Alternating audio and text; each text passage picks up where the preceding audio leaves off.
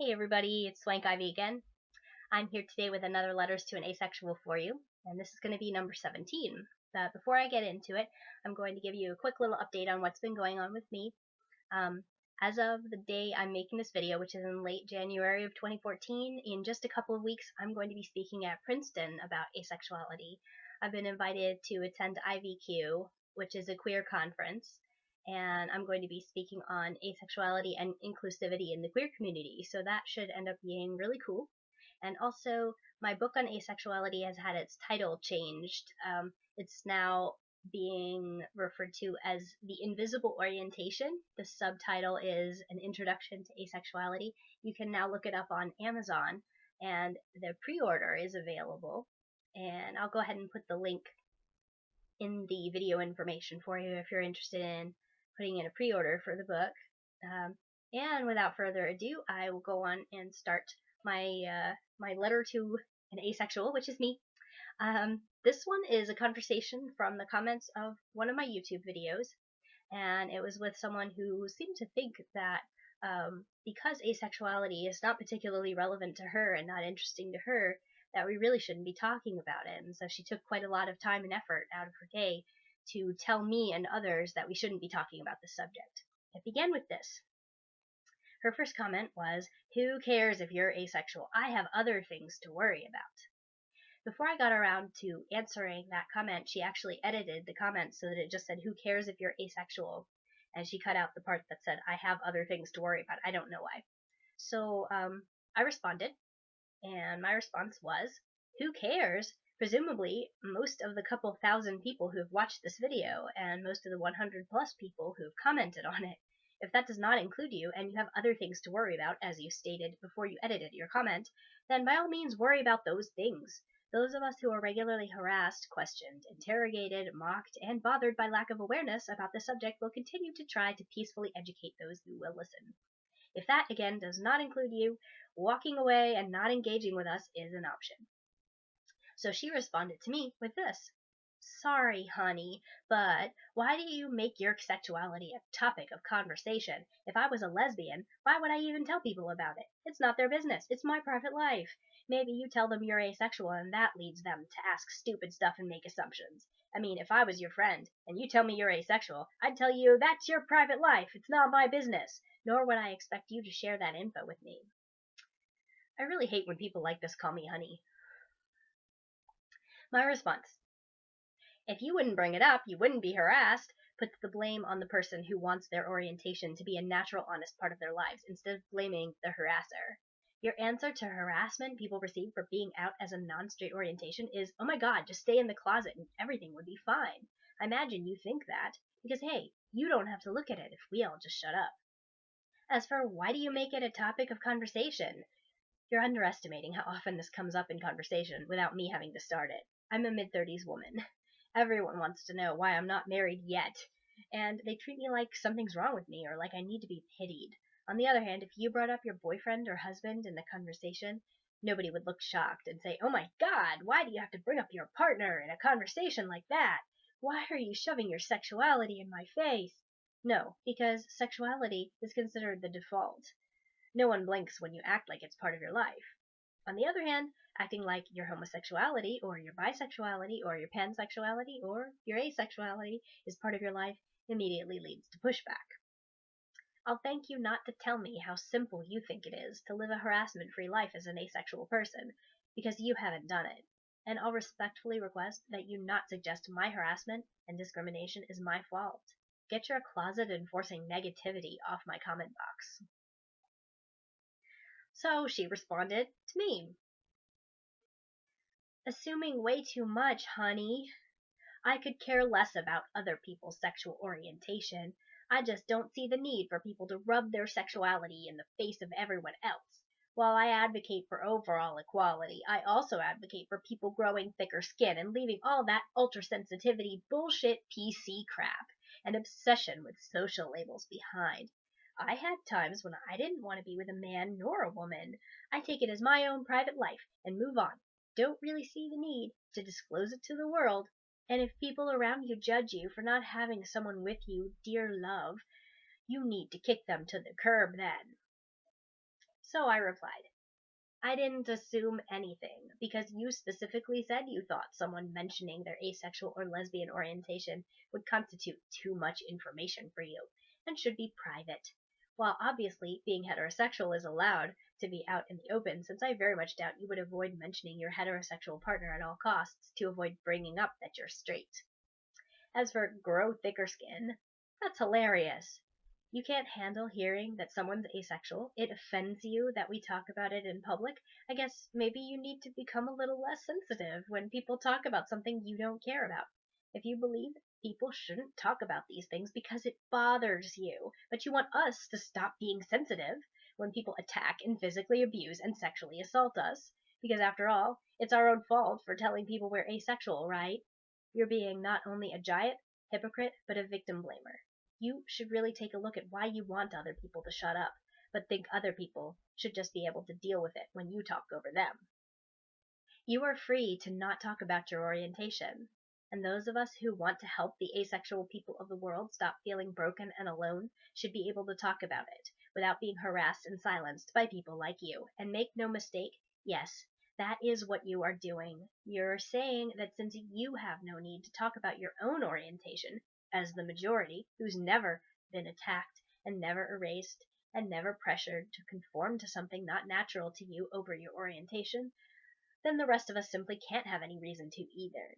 But you're not us. You have no idea what it's like to be us. You have no idea what isolated asexual people go through when they think no one else feels like them. And people, parents, authority figures, mental health practitioners, potential partners, all tell them it's not normal to feel that way. Hint, a huge number of asexual people have reported feeling suicidal because of how broken and alone they feel. And here you are, telling me my awareness efforts are annoying and pointless because I think those people deserve to hear the message. Bravo. Great goals you have here. The parents, authority figures, mental health practitioners, and potential partners I mentioned above aren't people you always have the power to just simply kick to the curb, as you said above. Gee, if you'd just kick everyone to the curb if they don't accept you, and just get new parents, and teachers, and friends, which you obviously have the power to do, you wouldn't have problems. Super. So glad you have the answer. Also, do yourself a favor and stop repeatedly calling me dear and honey. It is condescending and gross, and not at all helping you look authoritative or knowledgeable. You are being disgusting. Stop posting such horrible, bigoted crap. Yes, you are bigoted. You're expressing that people who aren't straight shouldn't talk about it, because you shouldn't have to have it shoved in your face, but turning right around and pretending you support equality for people like us. Telling us we can do what we want, but need to shut up about it and never bring it up to straight people is not equality. Keep this out of my sight because it's not decent to talk about. It's private is not equality. Because, as I keep saying, you are not going to be challenged if you mention your male partners, and you will never be accused of causing an uncomfortable situation just for dropping information about your straight lifestyle. If you really think the proper way to handle issues that aren't relevant to your life is to whine about why we should shut up, I think you should take your own advice and stop getting in my face with your agenda. Let the grown-ups talk about issues that matter, and stop whining about how we're bothering you. We're really not talking to you, especially if you have not the first clue about why you should have listened. So here's the comment that she came back with. Oh my god, all I said was sexuality is something that should be kept private. Straight folks talking about their parents bore me to death. I'm assuming she meant partners. And being blunt, as I am, I've told a couple of my friends, please stop, I don't care about your boyfriend. It's how I am. Sorry, love. By the way, wish you the best. I am not judging you. So after I got that comment, I clicked on her name and I went and looked to see if she was saying this kind of thing to anyone else, and lo and behold, she was. She had gone around to at least half a dozen people who make asexuality related videos, and she had posted the same kind of things saying, no one cares, and why is this subject important? Why don't you stop talking about this? No one gives a crap about this. Get out of my face, etc. You know, the same kind of stuff that she said to me. So she was going out of her way to tell a whole bunch of different people to shut up. So when I replied to her, I included that information in my response. And I said, And in the meantime, you have gone to at least 5 other asexual people's videos and told them, oh my god, who cares? Who cares about this? Nobody cares about you, honey baby sweetie. The fact that there are hundreds of videos on this subject should tell you that people do care about it and need to talk about it. You should ask yourself why you feel the need to personally tell each of them that you don't think this is important enough to warrant discussion. If you think it's a non-issue, go away and kick all of us to the curb, like you're saying we should do if we're being harassed by people in our lives.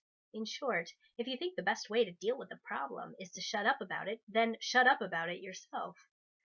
Otherwise, it's starting to look mighty suspicious that you're so invested in telling people not to talk about asexuality that you have to visit multiple channels and tell them how and whether to talk about themselves.